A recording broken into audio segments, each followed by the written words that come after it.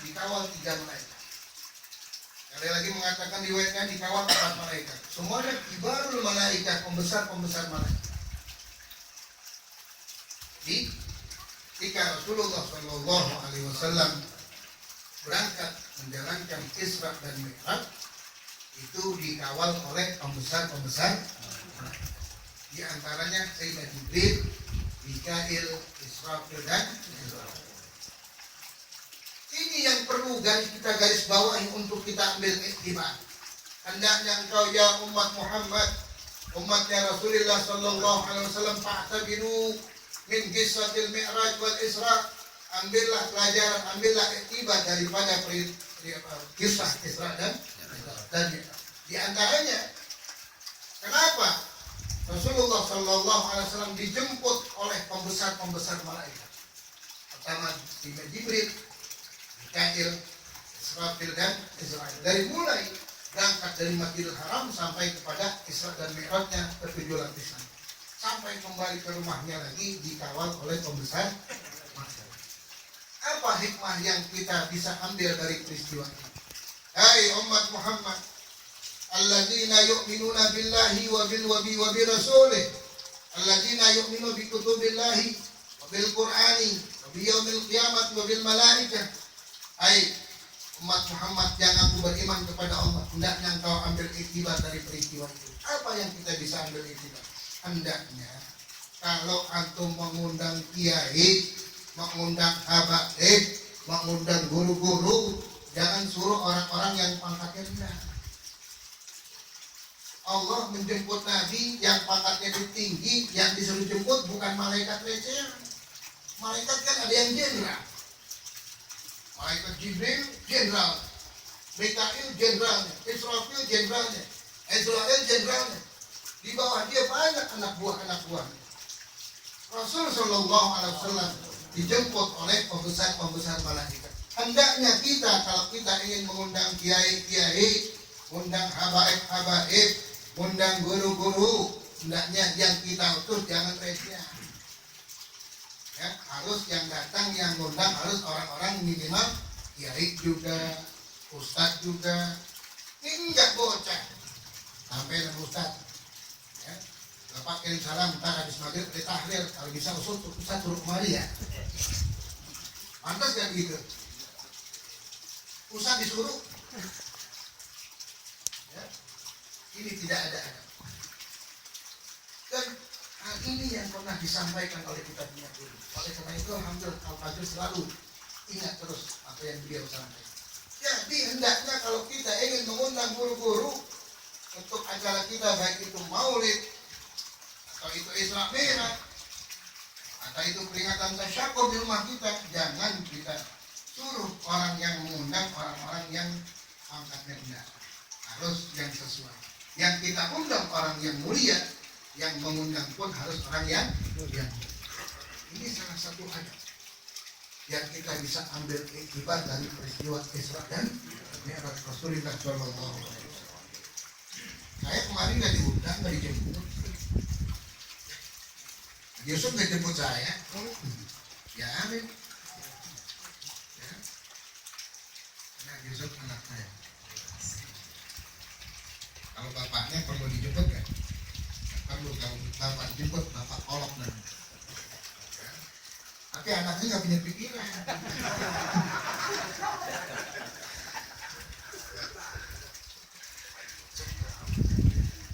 Senang saya bisa kumpul di sini. Ini yang kita bisa ambil.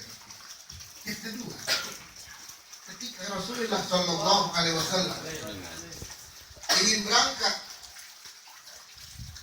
mulai dari Isra dan Mi'raj, disediakan satu kendaraan yang namanya buraq. Kendaraan yang namanya, antum bisa lihat apa itu buraq. Dalam kitab Az-Zahrul Basim diterangkan.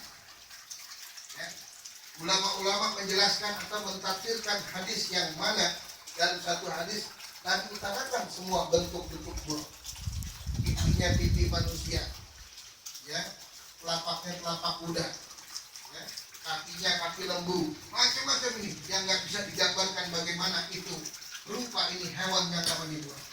Dan Allah Subhanahu wa Ta'ala siapkan ini kendaraan yang namanya Buraq, kendaraan surga untuk kekasihnya Rasulullah Shallallahu Alaihi Wasallam. Di sini kendaraan yang paling cepat apa? Pesawat.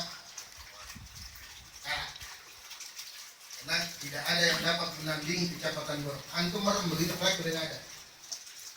Ya, kecepatan mata memandang sudah tidak ada. Kendaraan luar biasa. Sebelum tanggal 27 Rajab, ya, sebulan lamanya, ini di surga, sekelompok buruk yang biasa main-main di surga, itu mereka biasa tiap harinya, kegiatan mereka itu hanya main di taman-taman surga. Kecuali ada satu buruk yang tidak mau main. Kelihatannya seperti orang sakit. Selalu di kamar. Apa yang dilakukan buruk ini? Yang selalu diam di kamar. Yazkurun Allah Subhanahu wa Ta'ala. Ini buruk kerjaannya beda dengan buruk-buruk yang lain. Kalau buruk-buruk yang lain senantiasa main di taman surga, tetapi buruk yang satu ini tidak bermain. Yazkurun Allah, yazkurullah. Dia berzikir kepada Allah Subhanahu wa Ta'ala. Kenapa sampai dia berzikir kepada Allah dan senantiasa munajat? Dalam hati terlintas, ya Allah, jadikanlah aku kendaraan Nabi akhir zaman. Jadikanlah aku kendaraan Nabi Muhammad Sallallahu Alaihi Wasallam. Buruk berebut. Ketika ditawarkan siapa di antara kalian yang ingin menjadi kendaraan Nabi akhir zaman, semuanya nunjuk. Kecuali satu buruk yang tidak nunjuk. Buruk yang kerjaannya sehari-hari tidak lain hanya berzikir kepada Allah Subhanahu. Hingga dia yang dipilih. Begitu dipilih, kira-kira gimana? Luar biasa gembira. Ditunjukkan kegembiraannya di hadapan Rasulullah Shallallahu Alaihi Wasallam.